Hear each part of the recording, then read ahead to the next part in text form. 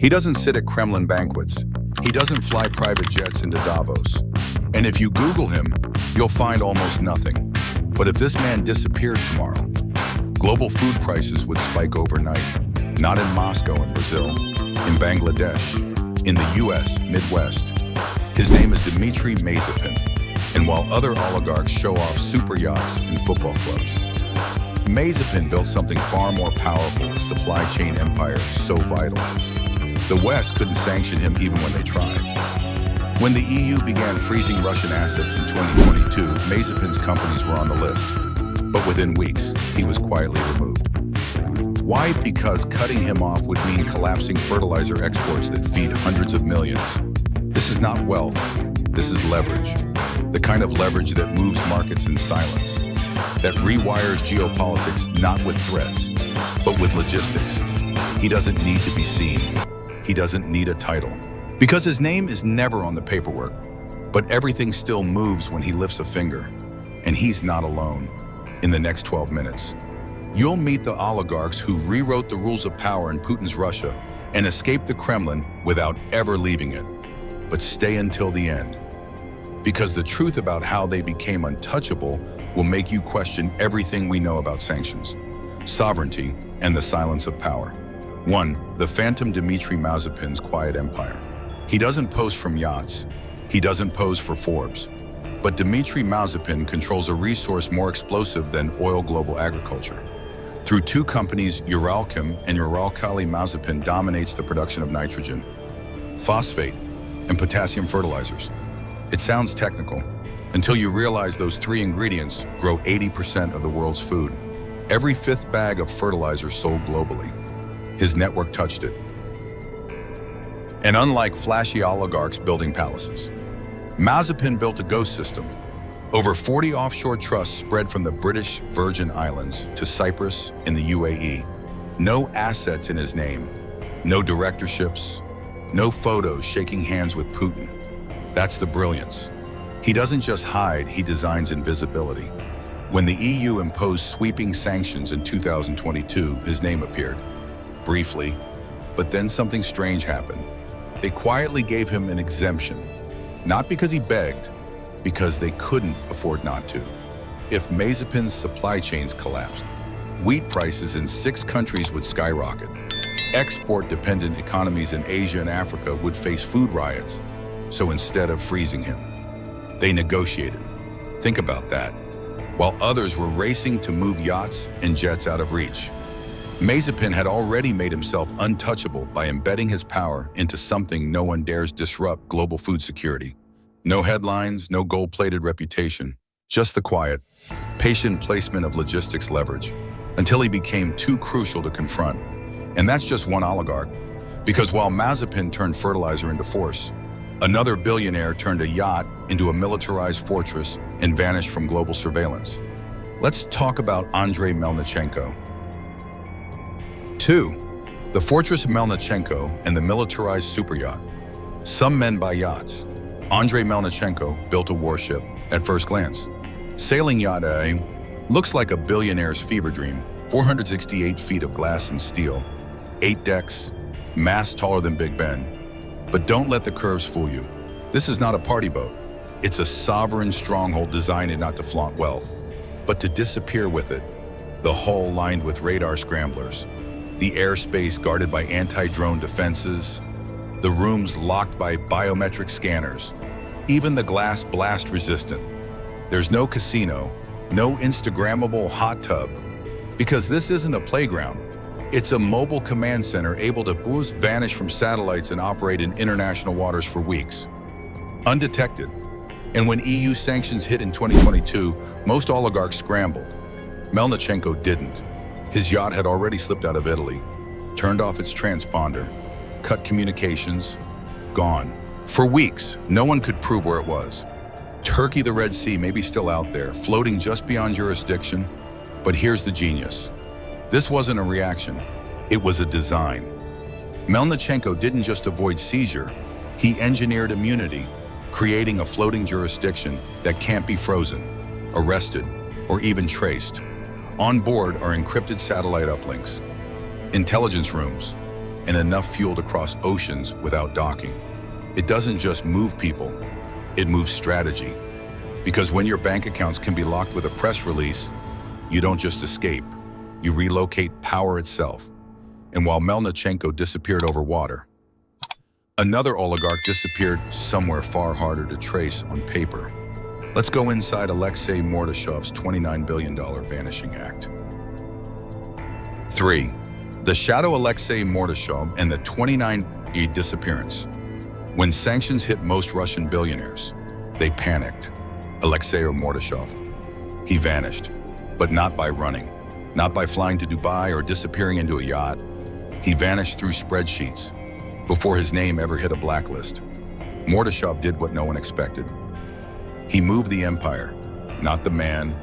Nordgold, Severstal, Sever Group, together. They held over $29 billion in steel, gold, logistics, and tech. But just days before sanctions, control shifted, not in headlines and filings. Shares rerouted to relatives. Shell companies re-registered in the British Virgin Islands, Seychelles, Liechtenstein. And here's the trick. The money never moved. Just the names on paper. Ownership fractured. Responsibility ambiguous. Liability legally unfound. To regulators, it looked like he was losing everything. In reality, he'd simply layered it deeper behind proxies, phantom boards, and irrevocable trusts. Every time investigators closed in, the map changed. A Cayman holding dissolved here. A Seychelles fund created there. By the time they traced step 1, Mordashov was already on step 5.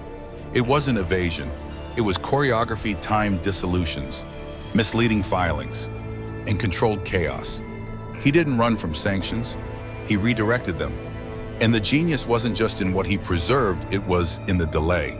Every week regulators spent decoding his structure was another week he stayed operational, signing deals, moving capital, strengthening the maze. Mordashov didn't build a fortress. He built fog dense enough to lose billions right in front of you. And while that fog still lingered, another billionaire chose a different route. Not offshore, not digital, but through data architecture so secure, even Russian intelligence couldn't break it. Meet Vladimir Lisin. Or the code Vladimir Lisin's digital steel curtain. Some oligarchs build with yachts, some with trusts. Vladimir Lisin built his fortress with firewalls. On paper, he's the chairman of LMK, one of Russia's largest steel producers. His empire spans railways, smelting plants, and high-grade alloy production. The kind of steel that builds bridges and missiles. But the brilliance isn't in what he owns. It's in how he hides it. Every hub in Lisin's network runs like a military installation. Control rooms are Faraday shielded, blocking all wireless signals. Internal communications operate on air-gapped networks physically disconnected from the internet. Contracts and manifests routed through private blockchains and redundant ledgers that never touch Russian state servers. Think that's paranoid? That's intentional, because when sanctions froze planes and froze bank accounts, Lisin's empire didn't even blink. Why? Because his supply chain doesn't look Russian. It's cloaked behind trading firms in Austria, Singapore, Belgium, designed to pass as neutral logistics nodes. Some clients didn't even know they were sourcing from Russia. And while other oligarchs armed themselves with lawyers and loopholes, Lisin built a cyber defense grid. Former intelligence officers run Money. Cryptographers encrypt every data packet. Satellite uplinks relay contracts across time zones, outpacing regulators before they even start. This isn't just secrecy, it's industrial invisibility. His empire doesn't glitter, it doesn't tweet, it's coded. Because when your product builds nations and your servers act like bunkers, you don't need headlines, you just need opacity. And now we reach the final twist.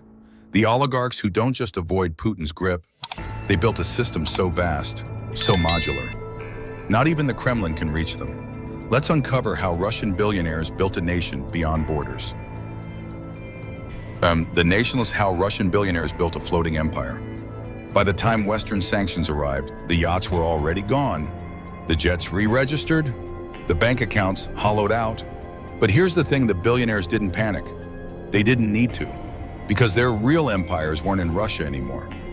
They were built in Liechtenstein, structured in Cyprus, operated from Singapore, and insured in the Cayman Islands. A $300 million asset could legally belong to 5 companies in 5 countries. Not secrecy, architecture. Before the headlines broke, before the sanctions hit, their wealth was already floating across borders, under aliases, inside structures built to move faster than law. These oligarchs, Mazepin, Melnichenko, Mordashov, Lisin, they didn't just hide money, they franchised it. Asset-generating machines that run on autopilot, protected by compliance teams faster than governments. You can freeze a man, but how do you freeze a structure? How do you sanction a system that's designed to route around you? They don't need Moscow. They don't even need citizenship. Their real estate doesn't sit on maps. It lives in legal voids, the cracks between jurisdictions, where regulators hesitate and power thrives unseen. This isn't exile, it's evolution. Because when your bank is offshore, your contracts are encrypted, and your wealth is coded in deniability. What can a nation really do to you? This isn't just wealth beyond borders, it's sovereignty beyond politics. But now, let's bring it full circle. What happens when Putin's oligarchs become too big for Putin himself to contain? And what does that say about who really runs modern Russia? Let's find out. We think of oligarchs as men orbiting Putin, loyalists, puppets, beneficiaries of state power. But what if that's outdated? Because the billionaires we've just seen don't orbit the Kremlin. They outmaneuver it. Dmitry Mazepin isn't lobbying for favor. He's negotiating with continents. Melnichenko didn't flee Russia. He vanished from Earth's radar. Mordashov doesn't hide. He shifts ownership like a car dealer in 5 time zones. And Lisin, he turned his factories into encrypted black holes regulators can't penetrate. This isn't defiance. This is something far more dangerous: self-sovereignty. Because in a world where governments freeze, sanction, surveil, the new elite don't resist. They evaporate. They don't own power. They embed it in food chains, supply networks, energy pipelines, invisible, until you unplug the wrong wire and global markets shatter. These aren't just Russian billionaires. They're the architects of a state without borders. A nation built on paperwork, pixels, and plausible deniability. So let me ask you, can you truly sanction someone who no longer needs a country,